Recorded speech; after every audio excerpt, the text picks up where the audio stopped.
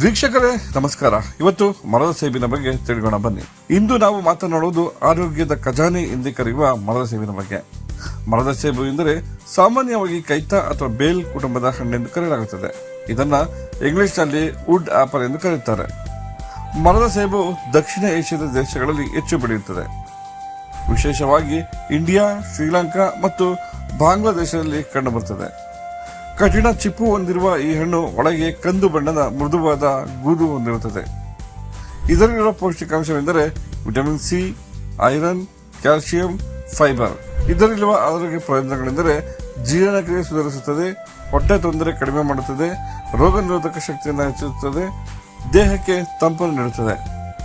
ಇದನ್ನು ನೇರವಾಗಿ ಕೂಡ ಸೇವಿಸಬಹುದು ಅಥವಾ ಬೆಲ್ಲ, ಸಕ್ಕರೆ ಸೇರಿಸಿ ಪಾನೀಯವಾಗಿ ಮಾಡಿಕೊಂಡು ಕುಡಿಯಬಹುದು. ಜ್ಯೂಸ್ ಅಥವಾ ಶರ್ಬತ್ ಕೂಡ ಮಾಡಬಹುದು. ಸ್ನೇಹಿತರೆ, ನಮ್ಮ ಸುತ್ತಮುತ್ತಲಿನ ಹಣ್ಣುಗಳಲ್ಲಿ ಆರೋಗ್ಯದ ರಹಸ್ಯ ಇದೆ. ಮರದ ಸೇಬನ್ನು ನಿಮ್ಮ ಆಹಾರದಲ್ಲಿ ಸೇರಿಸಿ ಆರೋಗ್ಯವಾಗಿರಿ. ಈ ವಿಡಿಯೋ ಇಷ್ಟವಾದರೆ ಲೈಕ್ ಮಾಡಿ, ಶೇರ್ ಮಾಡಿ, ಸಬ್ಸ್ಕ್ರೈಬ್ ಮಾಡಿ.